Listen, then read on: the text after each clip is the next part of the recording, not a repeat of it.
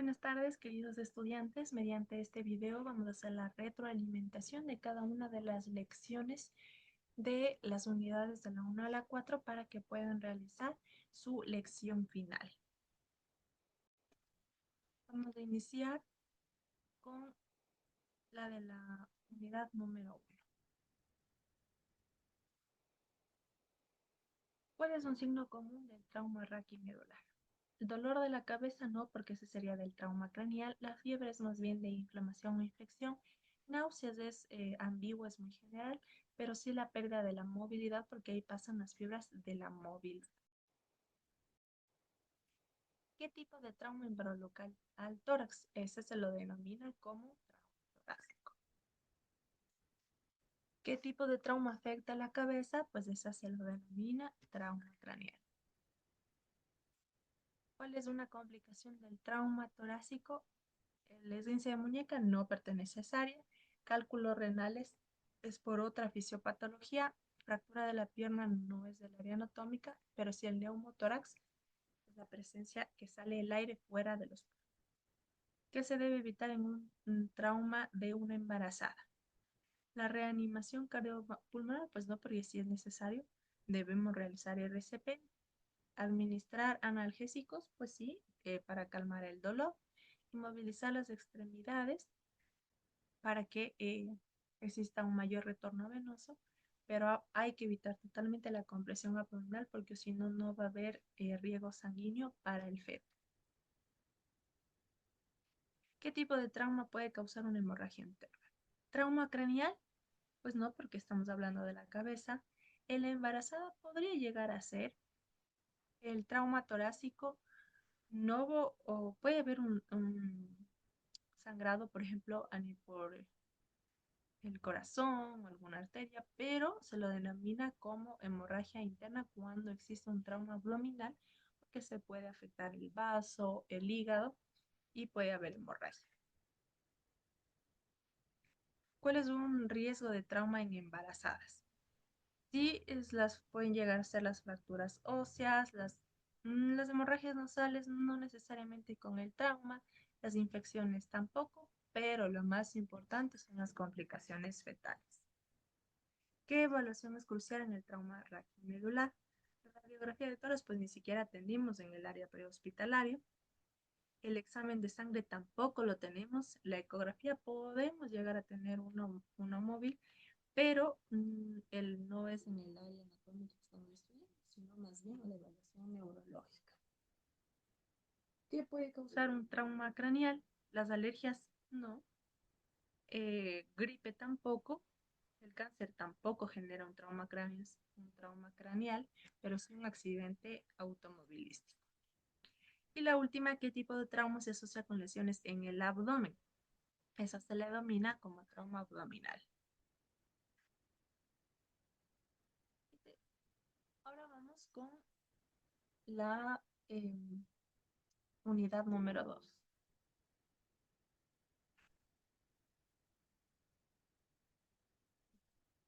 Sonido. ¿Cuáles son las principales estructuras anatómicas de la cabeza? Manos no, hombros no, cuello no, cráneo, cara, ojos, nariz, boca y cerebro. Esta es una pregunta fácil. ¿Qué tipos de lesiones específicos pueden ocurrir en la cabeza? Brazo no es del área anatómica, muñeca tampoco, tobillo tampoco. Así que sí son las contusiones, laceraciones, fracturas de cráneo, conmociones, hematomas. ¿Cuál es la diferencia entre lesión primaria y secundaria en el trauma cráneoencefálico? ¿La lesión primaria ocurre solo en el cerebro? No, puede ocurrir en otras partes del cuerpo también. La lesión primaria irreversible es falso porque esa es irreversible. La lesión primaria se desarrolla con el tiempo, no, es la que ocurre y de inmediato por el impacto, mientras que la lesión secundaria ocurre con las complicaciones. ¿Qué pasos se deben seguir en el manejo inicial de trauma cráneoencefálico? Iniciar con signos vitales, no. Administrar medicamentos sin evaluación, no, porque primero hay que evaluar. Realizar una cirugía, no, porque ni siquiera estamos en un hospital. Por lo que lo primero que debemos de realizar siempre es evaluar la conciencia, asegurar vía aérea, estabilizar columna cervical, controlar hemorragia, evaluar neurológicamente, es decir, el A, B, C, D, E del trauma. ¿Cuáles son las partes principales de la columna vertebral? Pues tenemos la cervical, la torácica, la lumbar, sacra y coxígea. ¿Cuál es la fisiopatología del trauma raquimedular? ¿Este es solo en las fracturas óseas? No. Este se centra en la rehabilitación física tampoco. Las lesiones deportivas tampoco, pero sí a los cambios patológicos que ocurren en la médula espinal que afecta la parte neurológica. ¿Cómo se identifica el shock neurogénico en un paciente? No aumenta la presión arterial, tampoco hay pérdida de la conciencia y la fiebre, pero sí hay una disminución de la presión, bradicardia y pérdida de los reflejos vasomotores. ¿Qué tratamientos son recomendados para el trauma raquídeo? Masajes, prohibido. Solo analgésicos, pues no nos va a ayudar mucho. Inmovilizar por tiempo indefinido, ¿no? Porque debemos rehabilitarlo. Entonces la respuesta correcta es la estabilización, manejo del dolor, cirugía, rehabilitación y terapia física. ¿Qué complicaciones pueden surgir de un trauma cráneoencefálico? Del brazo no es del área. Infecciones respiratorias tampoco y alergias alimentarias tampoco es la fisiopatología. Pero sí las hemorragias, contusiones, edema cerebral, convulsiones, coma y muerte. Por último, ¿cómo se evalúa la gravedad de una lesión raquimedular? A través de una resonancia magnética, sin escalas específicas, no porque no tenemos eso en el área prehospitalaria. Solo con la observación clínica tampoco y radiografías y análisis de sangre tampoco lo tenemos en el área prehospitalaria, pero sí mediante la clasificación neurológica y escalas como LASIA.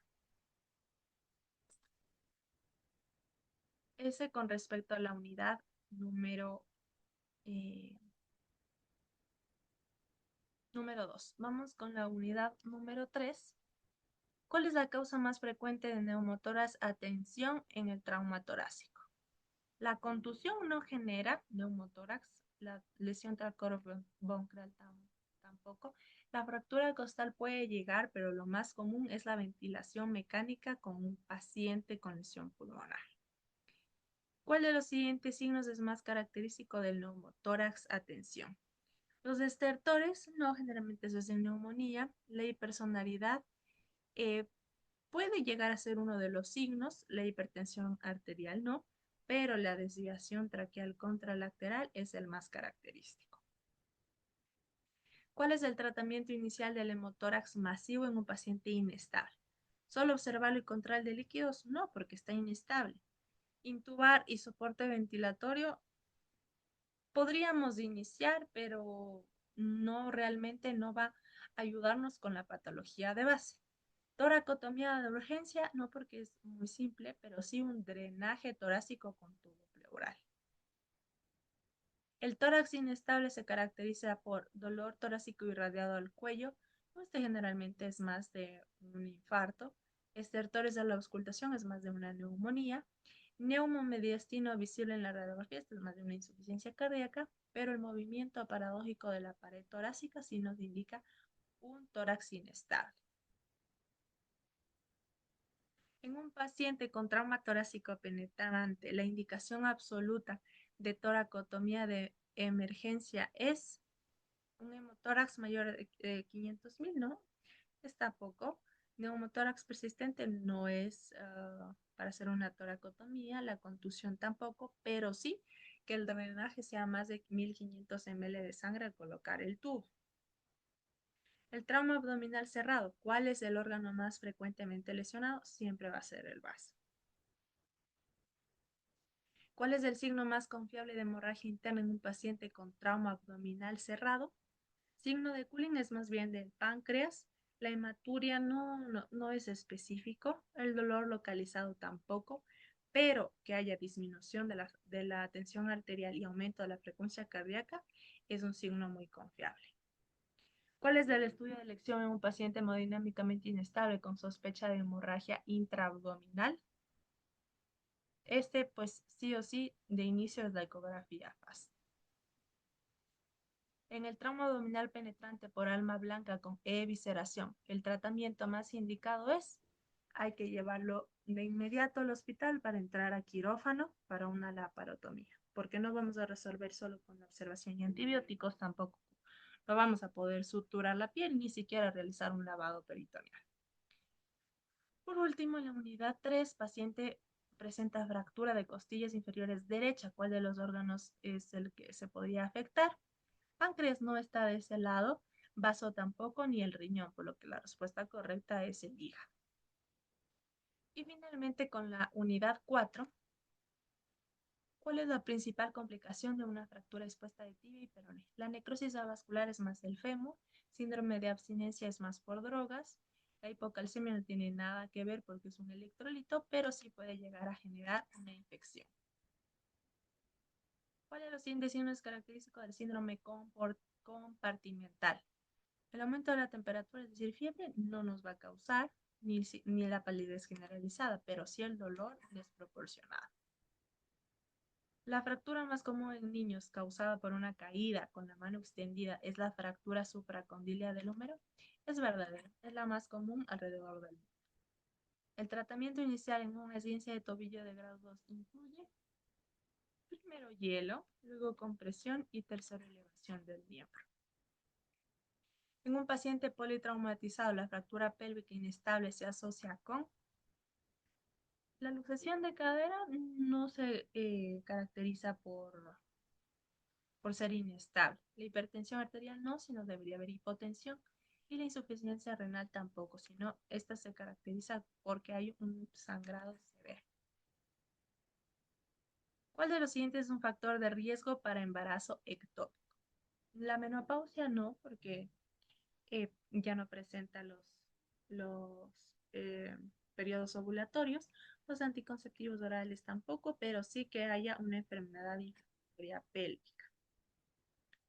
Una mujer embarazada con presión arterial de 150 sobre 95 y una proteinuria de 500 miligramos en orina 24 horas probablemente tiene eclampsia.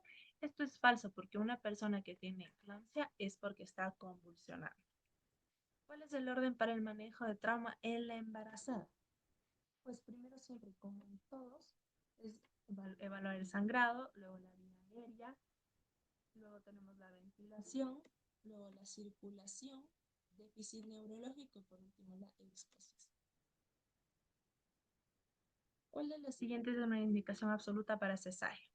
Parto prolongado, no podemos intentar todavía con medicamentos. La macrosomía fetal sospechada, no porque debemos confirmarla. La presencia podálica en nulípara, tampoco porque podemos también dar parto natural, pero sí la placenta previa total porque si lo realizamos va a existir hemorragia y puede llegar a fallecer. En una paciente con sospecha de aborto incompleto, el tratamiento de elección es terapia hormonal sustitutiva, pues no nos va a ayudar. Observación tampoco, porque tenemos al feto dentro del útero. Administración de antibióticos solamente tampoco, porque va a quedar todavía el feto dentro del útero. Lo que sí debemos hacer es el legrado uterino o utilizar medicamentos como el misoprostol. Y con esto pues finalizamos las la retroalimentación de las 4 lecciones de las unidades para que puedan realizar la lección final sin ninguna novedad. Que tengan una buena tarde.